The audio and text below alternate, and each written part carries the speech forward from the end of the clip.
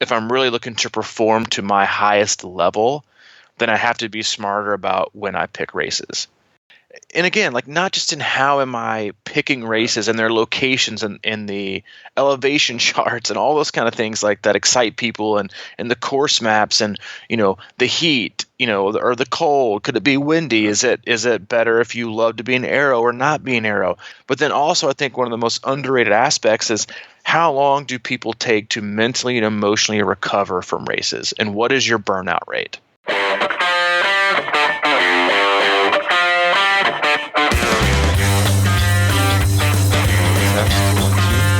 Clean as a whistle. Oh, is it? Yeah, sounds good. Same? Same. That sounds the same as I normally sound. Yeah, sounds smooth, sexy, and single. All right, let's move. Let's just roll with that as the open. Roll right ahead. Yeah, you sound good. Hey, welcome to Crushing Iron Podcast, episode 297. We had a small little technical difficulty, so we are bringing it back, and we'll just let that first little bit ease you into our podcast. But we appreciate you joining us. As we said, episode 297, inching our way ever closer to 300. We come to you twice a week and have been for basically it's September, so we can basically say next month will be 3 years, and we appreciate you joining us. And we cover all things triathlon, training, races, the occasional interview, and then most importantly, how everything that we do and that's involved in the sport of triathlon as our hobby, how it intersects and kind of intertwines with our life. And you and I have both been competing in the sport for quite a long time and coaching as well. So we try to share those experiences and do our best to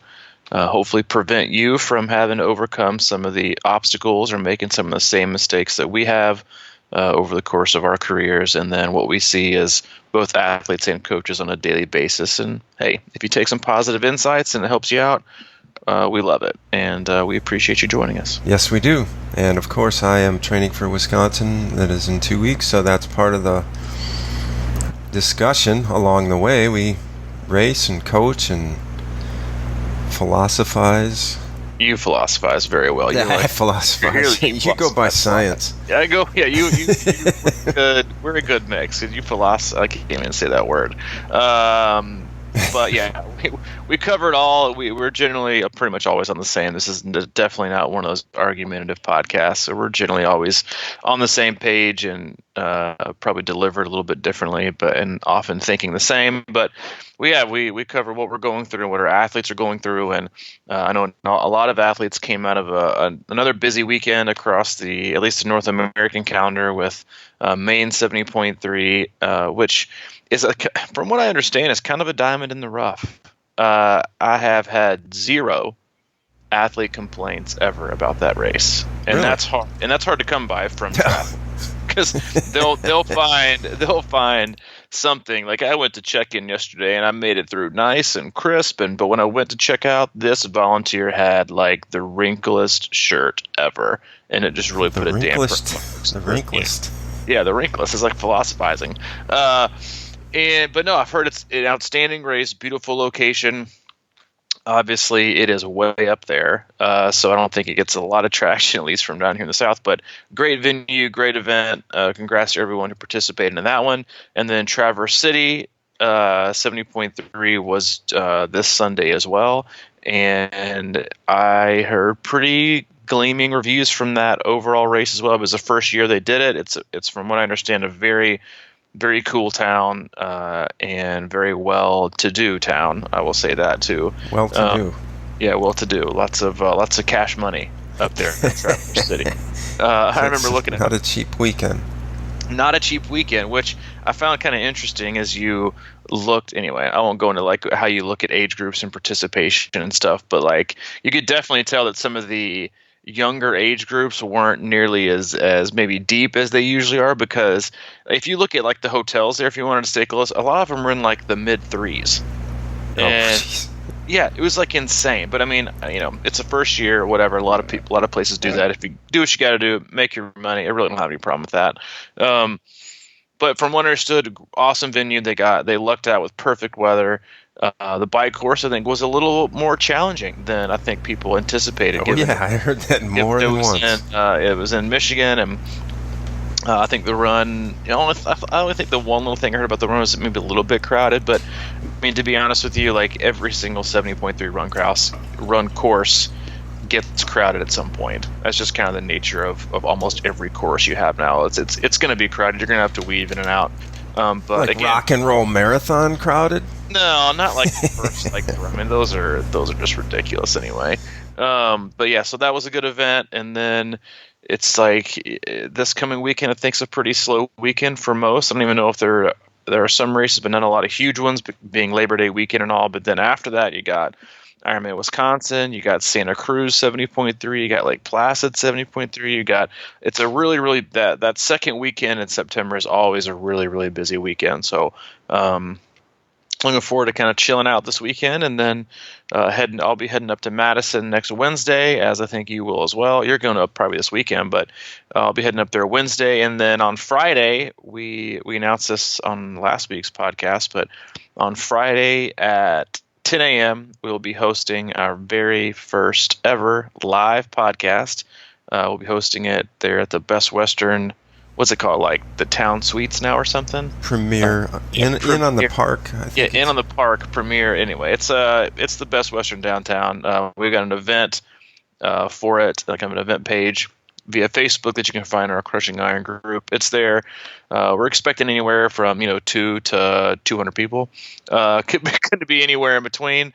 But it's our 300th episode, so we honestly I couldn't think of a better way to spend it than with our listeners and athletes, and we've always kind of had a nice little stronghold of listeners and a subscriber base there in Madison. One of our first couple podcasts were about Wisconsin, you and I having just done it like the month before and doing a race recap, and we both know a lot about that course, so it's a great place. I'm really looking forward to it, obviously connecting with all of our athletes that are going to be in town, but then also it's always a lot of fun getting to meet new listeners that we never met before and connecting with them. So I know that's something that we're both looking forward to.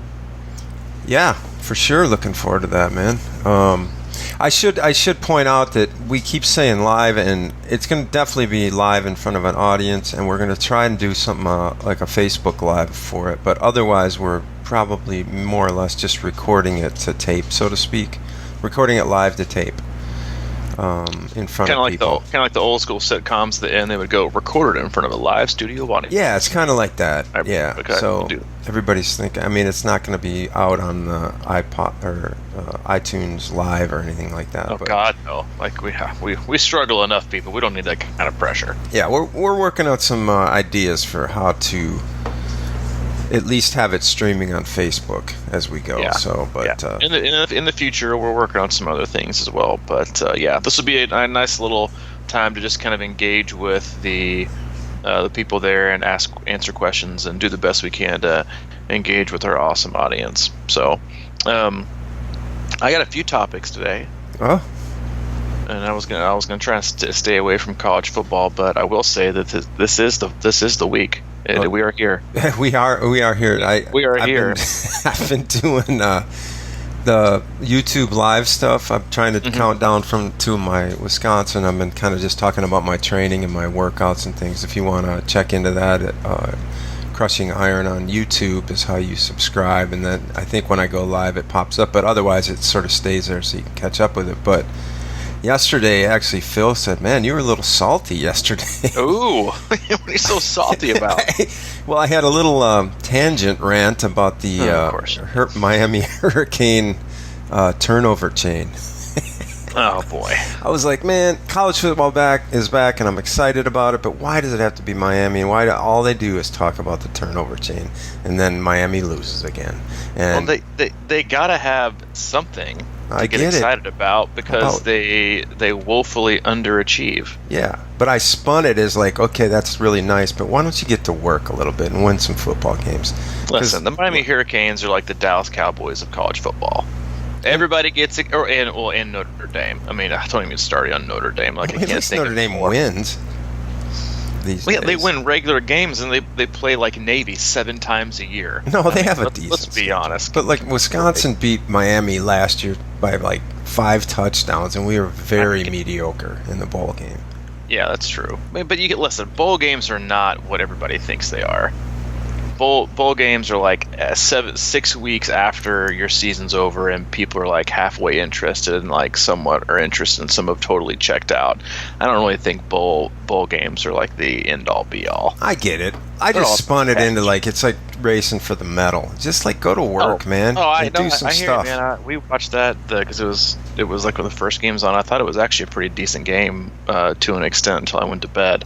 But yeah, I couldn't be any more unimpressed with turnover chains. Sorry, man. But yeah, he goes, man. He texted me. He's like, dude, turnover chains, and then he had, like I saw that anyway. A turnover how many chain. people are going? What the hell are these guys talking about? I know we always lose a lot of listeners this time of year, but if you don't like college football, hey, what can I tell you? No one's perfect. Let me guess. One of your topics, Mindhunter. No, I'm not. We're not gonna. I'm trying to get us back on track here. I tried to go right into the podcast. I know, but I'm trying to get us off a little bit. I'm on episode 3 of season 2. I just passed you yesterday. Oh, did you now? Yeah, I got in last night, man. There's something that show's pretty damn good, I think. Yeah, you're welcome. Thank you. I appreciate that. Netflix, great show. If you're looking for something on the trainer, hop Netflix. Subscribe, review. Mindhunter, awesome one. It's a little bit creepy, a little bit dark, so if you don't like that, stay away. But it's awesome. It's a really, really good show. But no, I was actually going to talk about when to say no, in terms of because we have kind of the theme that we've been kind of going back and forth with on the podcast the last few weeks. It's kind of teetered on where basically every athlete finds himself right now, which is either their season is coming to a close, with the big event coming, and they're in their taper and they're about to freak out, and it's going to be like the biggest emotional roller coaster of their life. It's like they go back to their sophomore year in high school, or their season is done, and they're trying to like basically keep their season alive by like picking off and choosing like random races towards the end of the year and really making bad decisions, or they're making haste decisions, and this is probably the most common theme. People whose seasons are done right now are in that like planning phase of next year, and half of you are going to make absolutely terrible decisions because you're going to get caught up in the registration screenshot link of all your best friends and all of the people you know, and everybody's racing this and everybody's doing this, and then you're going to go spectate an event, or you're going to go volunteer, and you'll be like, dude, I'm registering for this today. This day is the best, and I can't wait to do this race next year, without even like remotely thinking about what the rest of your year is going to look like and whether it even falls into a place. And so I think it's a good time of year to we can touch on a few taper things, and I think we kind of covered that almost to exhaustion in the last podcast. But I think that this time of year always, I think we've all been guilty of this too, is the most dangerous phase you can find yourself in is an athlete in taper mode during their last phase, or during their last race of a year. Because then they're already thinking about, all right, what's next? And is it okay to sign up for my next Ironman before I even do my first? Like that's like one of the age-old like debates. Like, do I even like pull the trigger? Do I even wait? Do I even do it? I think you found yourself in that actually before you did Wisconsin. Yeah, it was a little bit of a different circumstance. It was a little bit different circumstance because it was what they had just announced Ironman Chattanooga. Yeah, is that right? Yeah, it was like about this time I think they announced it. Yeah, it was. Yeah, it was like the 2 weeks before, and you're like, oh my gosh, like first race home, like pretty close to home. But anyway, I got locked out too, by the way, back then. But that's a different story back then. I know you did. I'm just saying. No, I know. I'm setting you up a little bit there. For the majority of the audience, you're either about to race here in the next 4 weeks, or your season is over, and it's an exciting time again because let me rephrase it. It's an exciting time. It's also a relief because I think a lot of times like there have been a few conversations I've had to have. Like as a coach, you have a lot of conversations with athletes about when to stop, or not when to stop, but maybe like when it's time to just kind of pull the plug on the rest of the year. And it's not a bad thing. It's an objective thing, and it's a healthy thing to say no.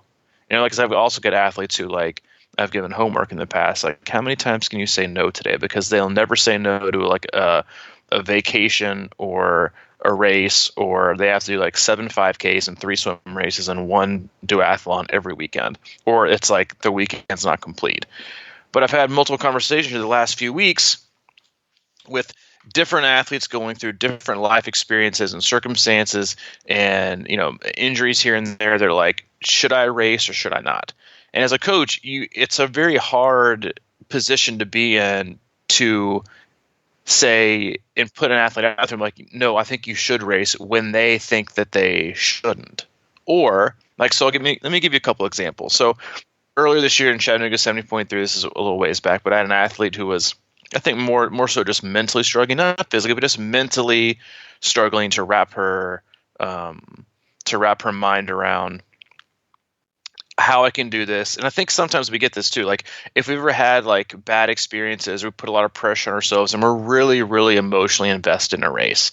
We feel all that pressure kind of coming to an end. And the best way for us to kind of release it during that taper phase is to just kind of, and not admit defeat, but say, you know what, I don't have time for this. Let's just not do it, and let's get back to training again. And it was a risk for me because this athlete we've always kind of had like a very not a sensitive relationship, but I'm pretty open and honest about what I tell people, And I said, I think you should race. I think you should do it for you. I think you should refocus, and let's not be a prisoner in the moment, and let's dial things in and do it. And about, I don't even know, 12 hours later, the next day, she was like, Robbie, you're right. I don't know what I was thinking. I was going to pull the plug, but I decided not to. And as a coach, it's very delicate to say, hey, you should race or you should not, because you're putting that athlete out there, even though they may not want to be out there. Another example is an athlete who's doing Ironman Wisconsin, and she was really, really struggling. She ended up having a very, very bad bike fit and was having some major knee issues, and was basically saying, you know what, I don't think I can do this. I think I'm going to back out. And I was like, why? Why do you feel like you want to back out of this race where it's 2.5 months away? And I know it seems like very close, but it's also a good ways away. And she kind of listed these events, and she had a lot of life things happen, and and she listed a few things off, and I said, those are the reasons. So her reasons why to not race were my reasons of telling her why she should, because it had nothing to do with physical things. It all had to do with emotional and mental obstacles that she needed to kind of get over. And again, it's kind of a risk. The other two were 2 times just this last week where I've told athletes that maybe it's time to pull the plug. And they both, again, had different life experiences and things come up. And one, doing Ironman Louisville, I basically said he had a newborn. It was traveling time for work. And I was like, listen, man, being a father myself, one of the hardest balances I've had to find is like that guilt, shame balance of like being away from Hayden when like he's not going to have this, we're not going to have this time in our life forever, or going out and doing things that I love that also make me a good parent. And I kind of talked back and forth with this athlete, and I was like, I think given your travel and given, I think your daughter's like, 2 or 3 months old, I was like, you're not going to get this time back, man. Like, it's going to be a miserable experience just having to like force yourself to go out on these rides and runs when we both know you'd rather be at home spending time with your wife and with your daughter after being gone Monday through Friday for travel. And you make that decision. So I think that this time of year, again, like it's a hard time of year, I think, emotionally for athletes we've looked forward to so many things throughout the course of the year, because Ironman can do that for you. It can give you that carrot in the distance to get you over difficult times in your life, or get you through obstacles in your life, or just be something to focus on and just totally neglect other things. And I think, I've done it before. It's gotten me through all kinds of things. But I think, again, this time of year is one of those delicate times where you can find yourself setting yourself up for failure in 9 months and not even know it. And so I think it's kind of a good topic to go in, to make sure that you can do all the things you need to do to either be patient and wait to see how things play out, or to make a really, really smart, educated decision on setting yourself up for success next year and not basing it just on getting swept up in, the registration click link of all your friends. Yeah. I kind of talk about that a lot as far as my carrot being out there and why do I keep signing up for Ironman every year. And for me, it's like it just sort of keeps me on a long range target. And it's one of those deals though where and I've been contemplating this. Maybe it's just because I do it every year. When you get in through this heavy training block and you're kind of like, man, what in the world? But there's sort of things like in my life I've kind of just continually sort of tried to force myself into difficult situations to keep me honest or keep me on track, or to keep doing things that are hard or maybe that I'm afraid of or whatever it may be. And but I have been contemplating a little bit this year. It's like, man, well, is it interrupting other things? And that's what kind of starts playing in my ear a little bit, because it's like, especially if you want to, like I have taken it really seriously this year. I mean, probably more than I ever have. It's just one of those things, but it takes a lot out of you. And the reason I brought up the Chattanooga one back in the day was because you realize that these things aren't selling out as much anymore, and then I think that the time you have to make that decision is longer. I think it's a prudent decision to wait on things. I mean, everybody gets caught up in the tiers and like saving $30 or $40, and I just, is that worth like just sort of randomly hitting send and locking yourself into something that you might not want to do? But this year I did Chattanooga 70.3, and I haven't done anything all summer. And it's kind of weird, but I don't know. I think it's sort of like, are you doing it like, I think a lot of times doing races, it becomes that fun thing. So like I could see next year maybe not doing it full, but doing a bunch more races. I don't know. It's a different animal. For me, it was like I didn't want to start lobbing in races all over the place, because I wanted to stay on your plan and to really execute what was in front of me without, doing a race in the middle of the summer and being sore or kind of beat down for 4 days and not really staying on the flow. So those are things too. I think it depends how you want to go after certain races. Well, you said a lot of awesome things right there, and you've always been really good in the past, of kind of having this one race out there that you really want to do each year. And, coincidentally, it's been, it was Wisconsin, Chattanooga, Louisville, Wisconsin, Louisville, back to Wisconsin. And that's just pretty much been it. And you've always done a really good job, I thought, of working your way backwards and not doing anything that's going to maybe cause a crack or a inconsistency in your big picture. And I'm trying to think of a good word for it, but it's just escaping me at the moment. So you do a very good job of not inserting random races that might jeopardize the integrity of your overall race schedule. And you've always done a good job of that, whether it's because you don't like traveling, you just like staying at home, but which is also true. But you have it and you set it, and I think that's something that a lot of athletes struggle with. And you also, again, as much as I like to joke with you about, because I'm the same way, and this is like, something, so you just stick with it. Like Wisconsin, Louisville, Chattanooga, that's it. There are plenty other amazing like North American events you could go to, but you like what you like and you know what you know.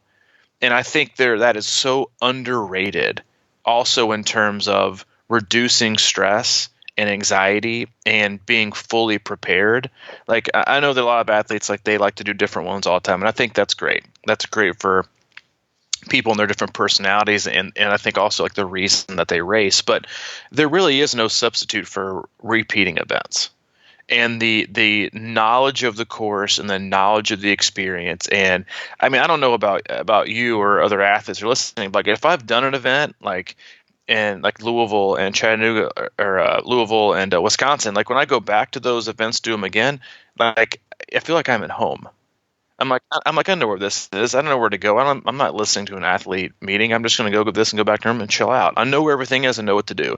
And that extra like degree of just comfort it's irreplaceable. And because you can always tell, I think for me, like I think there are people who are doing their first time Ironman, and then you even have people who are doing their first time Ironman at a first time location. And I don't think those are two very dissimilar. I think that there's like this level of anxiety and apprehension when you go to a new location and you kind of don't know where things are and you kind of have your head in a swivel.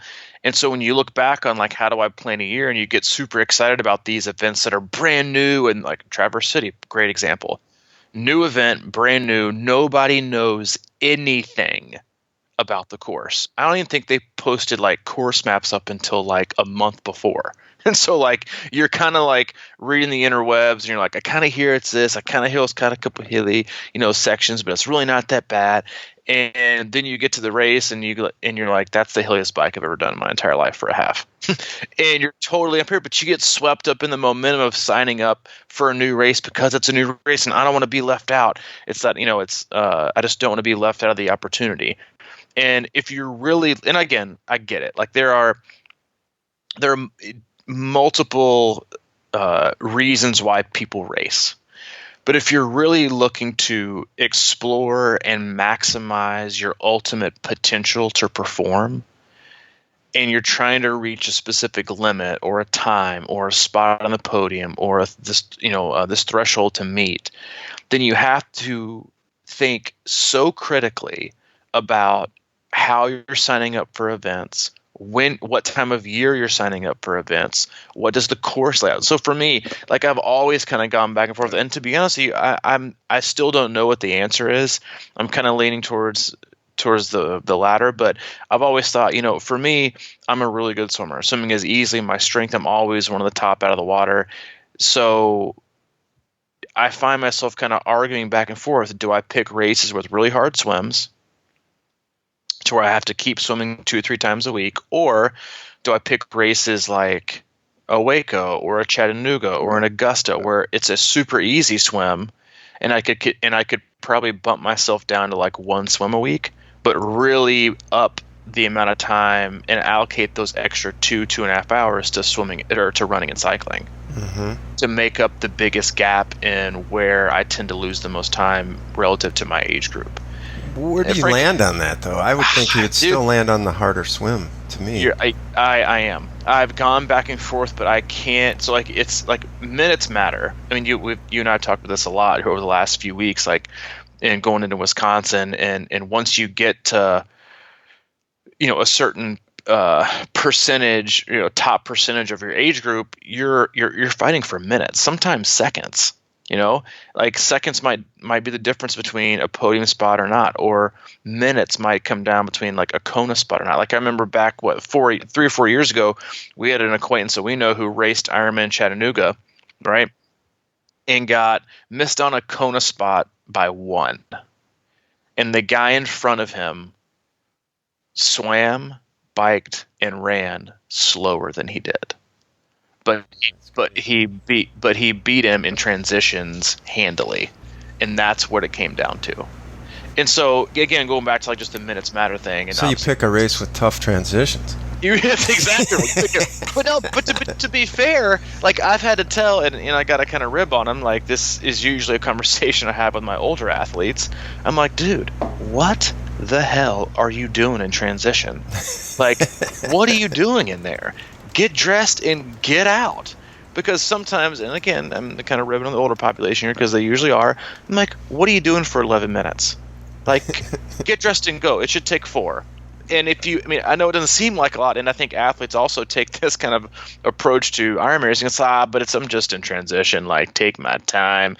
And I mean, like, even to like the nth degree of like Ironman Louisville last year, where people were going through like entire wardrobe changes and going from like, wet cycling clothes. Now I could put on like a winter parka, and they were doing like 40-minute transitions.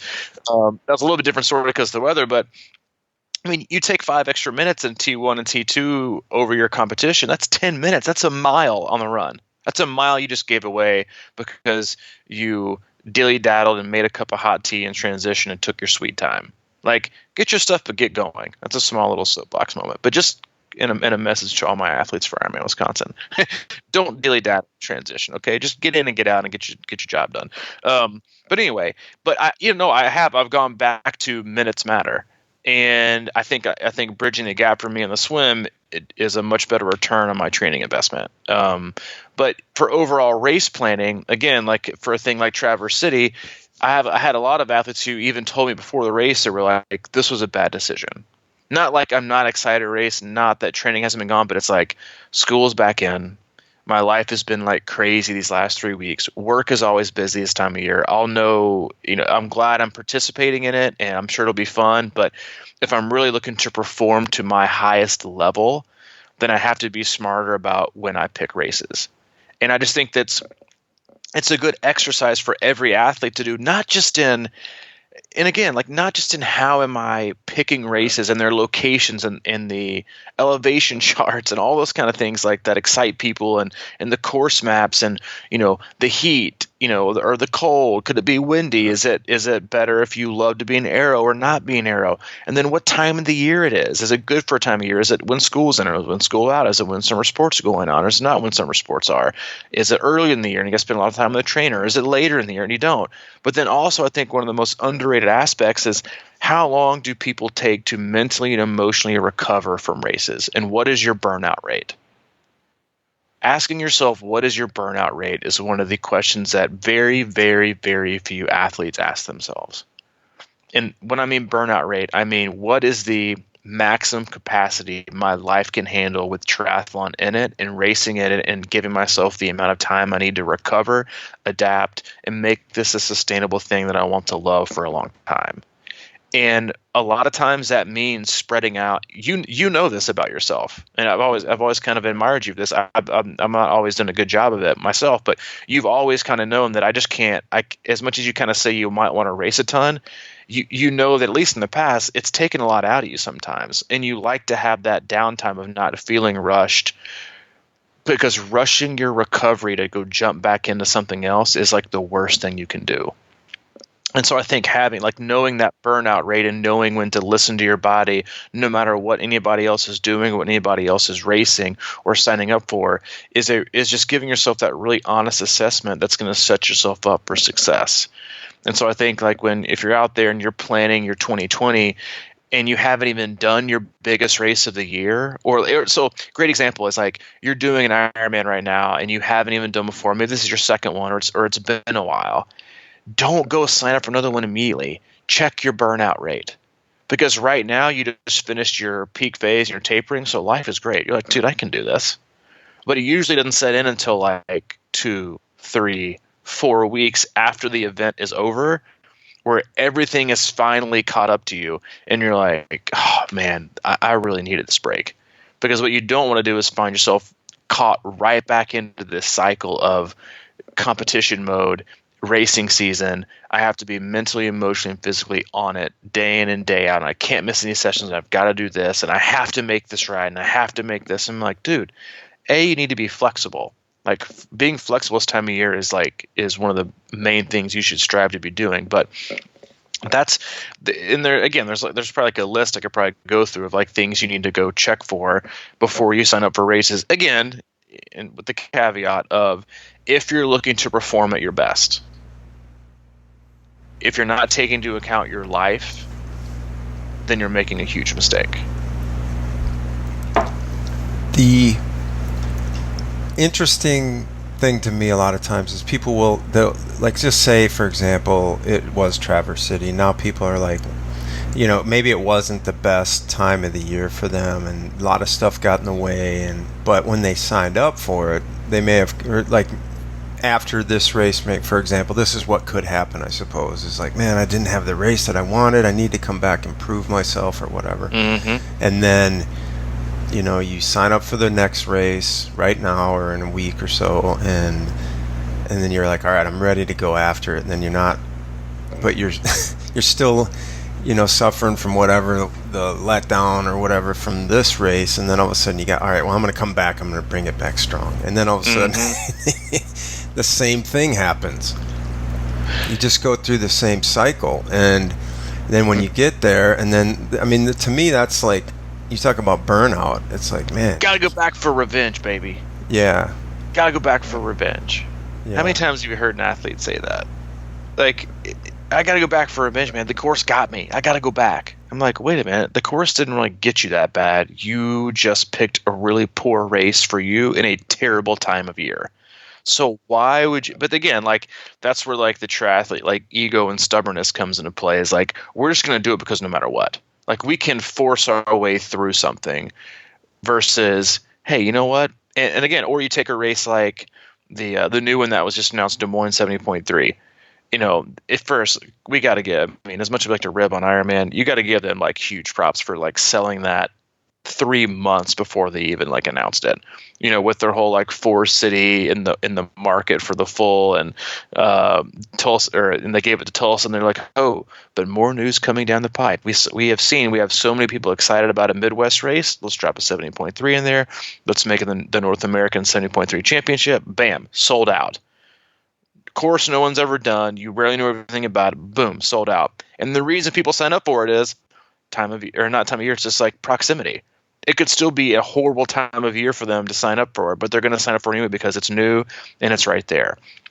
I'm going back to what you said. Like, I do, and we have I think we even have a podcast titled this, or the gist has been like, there are different horses for different courses, and knowing that about yourself and accepting that is one of the hardest things for athletes to do. It is one of the hard, because you feel almost like you're, at least for me, I think too, I'll speak from personal experience. In a way, you kind of feel like you're almost like, I don't want to say chickening out, but you're kind of like taking a pass on something that might be harder. And I'm all for pushing yourself and exploring, pushing different boundaries of what you think performance means to you. Because again, performance to me, and I think for everyone, should mean a lot more than the time on the clock. And so I'm definitely not advocating taking the easy way out.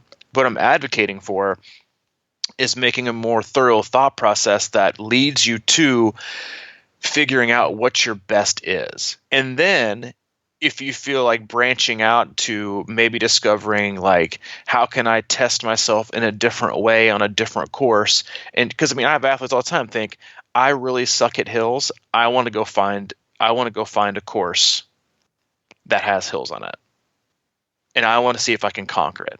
I love that. And I think it's a smart thing to do to overcome that self-belief of yourself.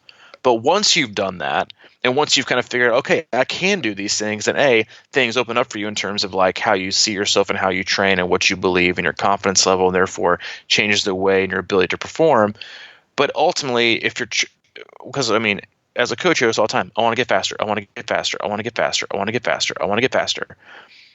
Take the same principles you take to training as you do picking out races and picking out your schedule and periodizing your season in terms of like when to work on speed, when to not work on speed, when to work on strength, when to not work on strength, when to go short, when to go long. Like, make things smart, and think through it. And if you really truly want to be faster, then I hate to break it to you, but you're going to have to think so much more about what that actually means and what is going to actually set yourself up for success. Do you need to go race the hottest race on the planet that's always in the, like, let's say Muncie, always a slower swim, always brutally hot. And if you live somewhere and you think, I want to do that race because, the bike course is super fast, but you're not a very good swimmer and you're coming from like Minnesota, then I don't know, maybe won't be the best indicator of performance. Like that's like I had an athlete last year who did Arizona, and it was like insanely hot there, and they were coming from Minnesota, and they had been having like 40, 50 degree days already. I'm like, remember that time that you signed up for that race and you knew it was going to be scorching hot and you're going to be like running outside in a parka? Yeah, maybe wasn't the best thing to do. And so again, I think that's like, as much as we don't like to think about specific aspects of the sport, but we just like to do them because they're fun and we like to overthink all the other aspects, a lot of times that thought process should be reversed. All the things you're overthinking and analyzing, spending all your time worrying about and reading forums and different blogs and researching this and map my rides and athlete checklists and all these things like that you're overanalyzing. A lot of times you take that energy and the mental capacity you're using for that and apply it to more of like a recon research thing to plan ahead to set yourself up for success, because then down the road, the decisions you make now affect who you are and the athlete you're going to be in 9 months. And you want to treat that athlete with respect and with thoughtfulness and hopefully setting them up for the most success possible by picking the best race and the best time of year. And again, I get it. You can't plan life. But I do think you can do your best every year to set yourself up for success year in and year out to find out really what you're capable of. Let me ask you this, man. Like how many people you think pick races based on, like kind of like how fun the city might be, or just I want to go to that place. And it's always interesting to me because like I feel like you get to sort of see the city and whatever, but I mean, like, you're there for 3 days or whatever and you're really kind of busy 3 or 4 days, and is that really like, and for me that's why I love Madison, that's why I love Louisville, and that's why I love Chattanooga. Actually, it's like, to me it just gives you like a lot of good options if you're staying around the city, and they're great cities and there's good stuff to do. But mainly I pick these things because I like the race course too, and it's more that to me, but it's a nice bonus. But like, I don't like the idea of like having to travel a big long distance to go see some city that I'm going to race in without thinking about whether or not I might enjoy the race course. I don't know. I mean, let's be honest. You also love those races, and I do as well, because you can come into town, park your car, and never get back in. Yeah, that's just a huge thing for me. I mean, I think it's a huge thing for everybody. I don't think it's again, like, that's why, like, as much as like I love Ohio 70.3 and how great of a job Ken does, like that, the races, and there's a couple more, like I knew the new race in Virginia. The Blue Ridge one is a 2 transition race, and I was like, I mean, it's not terrible, but I'm like, like there is, and like I kind of going back to like what you said about just comfortability. It's like there's that sense of like when you go to Madison, obviously you're from that area, the city, the town, you've done the race course. Like, you're going to be as comfortable as you could possibly be going into an Ironman where you have expectations for yourself, versus adding like so many additional layers of, do I need to drive the course? Where do I go for the expo? Where am I going to eat? Like, like for us, like we just pretty much hit up the same spots we hit every single time. Hotel restaurant. No, that's the go-to, baby. Like, can you think of anything better, honestly, than like not leaving your hotel, just going right downstairs? Like, and I get it. Like, you and I speak that language, and that's why we're such good friends too, is because we like that level of comfort, and we like that level of prepared. Like, we don't like surprises, and other athletes aren't like that. They like to see the city, they like to take the tours. And again, that's what I'm saying, like, I know that everyone that's arriving to a race is different. And I know that there are going to be certain things. I want to go see them, because like sometimes I'm shocked at like the level of like tourism that goes on like the day before some of these races. No, that's what I was getting at, man. It's like some of these areas. Doing like we had athletes at Chattanooga 7.3 this last year too. Is like, I'm like, what do you mean you went and saw Rock City yesterday? Yeah, no kidding. We walked around for 6 hours and it was amazing. And they're like, yeah, it probably wasn't that good of an idea. I'm like, well, it probably wasn't. But again, I get it. It's an experience, right? And so I think like that's where again, like filtering through what you're aiming for. And again, that's why you and I have always been a fan of, hashtag Leave Monday. Like, don't be leaving right after the race. Don't pull a Corey Coggins and leave like, T3 for him is in the car and out of there, within across the finish line. But again, like, if you're gonna make a trip, bookend it to where you've got some free time on the back end. Well, that's the thing, right? The backside of it. I always wondered about, especially with an Ironman, it's like underrated time. Yeah, you can't, it's hard to go in there beforehand and try and do a bunch of stuff, and then after the race, it's like you're limping around. I mean, I don't know. I like to just kind of hang out a couple of days and sit in coffee shops and sort of lick my wounds. Well, listen, that's just me. If you ever want to feel like a celebrity, stay 2 or 3 days after an event. Because the days before, you're just a needle in a haystack, baby. You are one of a million triathletes in town doing this amazing thing. And everybody leaves, and everybody goes back to work in the city, and then a couple days later, they see you limping around all nice and sore with your finisher shirt on, and they're like, oh man, did you just do the race? 6, 7 people crowd around you, and they're like, hey man, hey look, he did that Ironman a couple days ago.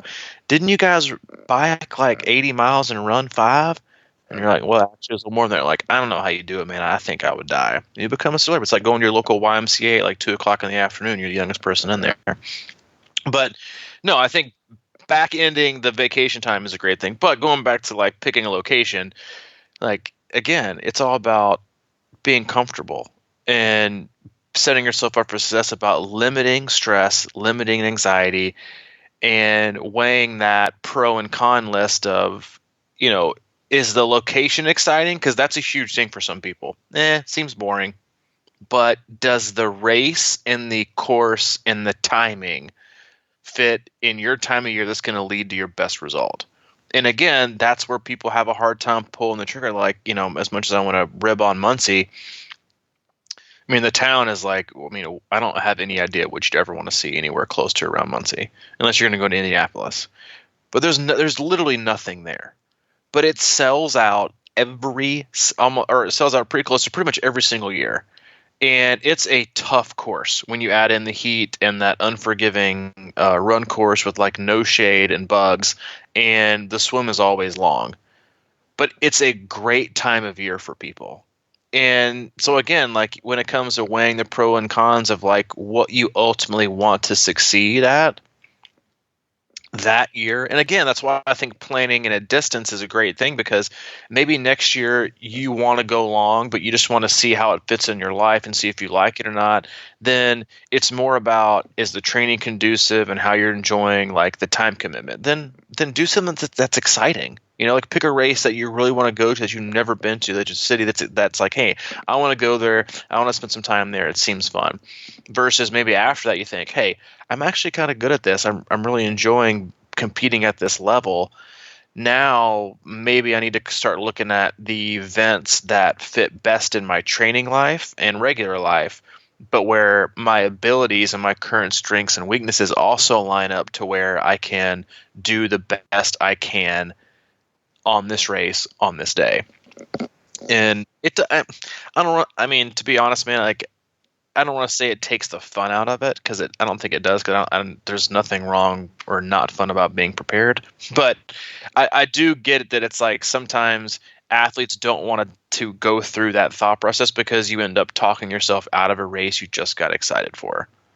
But again, that's why having a mentor or a friend or a training partner or a coach comes in handy, because they can be like, dude, bad idea. Or remember last year when you thought a May race was good and then you ended up understanding that it was an absolutely terrible idea. Let's not do that again. Yeah. I just want to throw out something that, for people who are in this place that are kind of sort of done with their season or whatever, or getting close to the end of it. I mean, one of the easiest things for me about last year during Louisville is kind of a late season race, obviously, in October. And the idea of getting done with that race and just staying with things, maybe annoyingly easy runs or swims and bikes. I mean, to me, I guess what I'm saying is that it's easy to kind of pull that trigger now, but you have to sort of dive in right away, and the best thing you can do is just, and this is our mantra basically, is just be consistent from this point on and do things that are super easy, that kind of make you laugh or something, because you're sick of working so hard and being tired and whatever. But now is the time that really can make that decision a lot better, even if it's a bad one. Mm-hmm. If you stick with it right now and work on your swim and work on your bike, but you don't have to do anything hard, just kind of keep, like, from now until the end of the year, don't even think about, like, some people are going to want to be like work hard blocks and get faster and things like that are motivated, but for me it's all about, like we said, there's no off season really, and if you throw an off season in there 4 months, 3 or 4 months of doing basically nothing, it's not going to change next year, no matter what. It's just going to kind of be the same loop. I just think you can get so far ahead of it, and you can almost be, I guess, more adaptable or flexible at these times, because, like you said, if you're not, you can go to have fun at a race and see a city and all that other stuff, but if you kind of don't perform well, or like you want to, if it really sucks, the race kind of eats you. That's like the poison for the whole process. Revenge, baby. I gotta get revenge. I gotta get redemption. Yeah, well, this time of year, that's okay, but do it now. No, that's what I'm saying. Like, or go back and look at why the fact is you actually need revenge. And maybe you just need revenge on your poor planning that happened 10 months ago. Mm-hmm. Yet you're gonna make the same bad decision. Like that again. That's like the Facebook feed you're going to see like the next couple months. It's like, going back for revenge, baby. Signing up next year. Got to get redemption. It's like, wait, just dude, like, nothing wrong with that. But check it out and look to see about maybe setting yourself up for more success the next year. Timing, availability. Because again, there's so many different courses out there, so many different times a year, so many different climates that will fit different schedules for different people and different abilities. That, again, you got to think through it. But lastly, like, I get it. Like, it's supposed to be fun, and you want it to be fun, and so I know it's like geared towards a more dialed in execution style, approach to performing well, but. Again, like, triathlon is hard, and it's hard on your body, it's hard on your mind, it's hard on your life. When you take too much of it off, and you find that burnout rate when you don't want to. And I think that, scaling things back and being objective and looking through different lenses through different times of the year can really kind of keep the approach fresh to where you're always engaged, you're feeling good, you're healthy, you're having fun. And usually when you're in that mode is when you're making good decisions, because you don't feel impulsive. You don't feel like you're in a rush. You don't feel like your back's against the wall, because that's when, as in, other times in life, not just in triathlon, we make really bad decisions. And so think it through, just be analytical about the things that you should be analytical, about. And again, we can't predict life, but we do the best we can. Just like I predicted today that I would have a great podcast, and I feel like I did a pretty shitty job today. So you never know. You never know. I'm usually like really, really good with my words and most of the time, but today I had just a struggle with articulating exactly what I wanted to say. So, hey, listen, if this is your first podcast, I apologize. This was not my greatest performance. But hey, I showed up, and I'll show up again on Thursday. Yeah, man, just keep coming in here. Yeah, keep coming back. Sometimes these, like, yeah. But you know what? Somebody's like, hey, so how do you think the podcast went? I'm like, I don't know. Because usually the ones that I think go, like, great, people hate. And the ones that I think I did, like, the worst job ever, they're like, dude, best podcast I've heard in a long time. Yeah. I'm like, what? That was terrible. I'm like, whatever, dude. Float your boat. Let it float it. Well, that's true. That's like the outside perspective is important, because sometimes I'll say, "Nice race, man. You did a great," and they'll hate the race. Yeah, exactly. You like, wish you hadn't spoke. You like shrivel up into a corner. But again, like, we do this to hopefully, inform you to make the best decision that you can make. We know it's not always going to hit the nail on the head for every athlete every day. It's more of like the, almost a horoscope kind of feel. It's like it'll hit you when it needs to hit you. and hopefully somebody needed to hear what we had to say today. And for those of you that did need to hear it, dude, I apologize for just wasting like an hour of your day. Yeah, they're probably long gone. Long yeah, gone. they're long gone. And most of you guys listen to this on like 4 times speed, so whatever. I just wasted 20 minutes. Big deal. I mean, honestly, we answer enough free emails and Facebook posts to get some kind of, get some credit around here. I'll do better on Thursday, I promise. Again, check us out on Facebook. You can hop in our group. It's got a lot of great conversation and insight. You can search Crushing Iron Group. If you're going to be in Madison, you're on our closed group, and you just want to come and maybe bring some friends to the podcast 300, you can either reach out to Mike, crushingiron@gmail.com. You can always reach out to me for anything as well, C26coach@gmail.com. And for our one-stop shop, you can go to crushingiron.com. It's got all the info on training, coaching packages, swim analysis, our blog, gear, all the things we do. Training camps are on there as well, and even some of our most mediocre, subpar podcasts, like this one, you can also be found on our website. That's what I love about it, man. Honesty is the best policy, and you should never be afraid to critique yourself. Nope. Oh, man. Well, I'm going to go ahead and sign off and try to get my day back together. All right, I'm going to keep talking. All right, see, dude. No. You're going to head out? All right, I guess that's it. Yeah. I got to recharge. Recharge? Yeah, I got to recharge. Does Tennessee play this week? Stop trying to drag me back in. Yeah, but we played like some like high school prep school, so we can try to get a W to start the year off. Are you excited about the squad? I don't have any idea what's going on. I vaguely like perused VolQuest to even see who we played this year. And I was like, oh look, a couple cupcakes to get the year started before we play Florida. What's new? Well, hey, because we used to open the year with a really tough non-conference game. And then we just been getting slaughtered. So, we decided to play like, Chattanooga Bay Prep or something, but we'll see. You got to pick the right races for your horse. Yeah, well, our conference is loaded enough anyway, so we're going to play plenty of teams that are going to smash us this year. So we'll see. It's a new year. Everyone has hope until game 1, and then everyone's back to reality. Yeah. Well, Coach, my hay is in El Barno. I know, dude. Everyone's hay is in the barn. Big shout out. I'll try to end this on a much happier note that's not so self-criticizing. Huge props to all the athletes. I know that you and I both work with, and yourself included, in the club and on the team, who just finished out a very solid block for Ironman Wisconsin. Passed with flying colors and ended a great weekend. People rode from anywhere from 4 to 6 hours, and a lot of great stuff. And hey, like you said, hay is in the barn. Time to shut it down, get fresh, get crisp. Don't overdo it. Don't add anything. Try to calm your nerves. Start planning. Stay off Wonderground, and get ready to have a good race. It's exciting, man. Looking forward to Wisconsin. All right, well, on that note, we'll just get the heck out of here. All right, see you, dude. All right, man.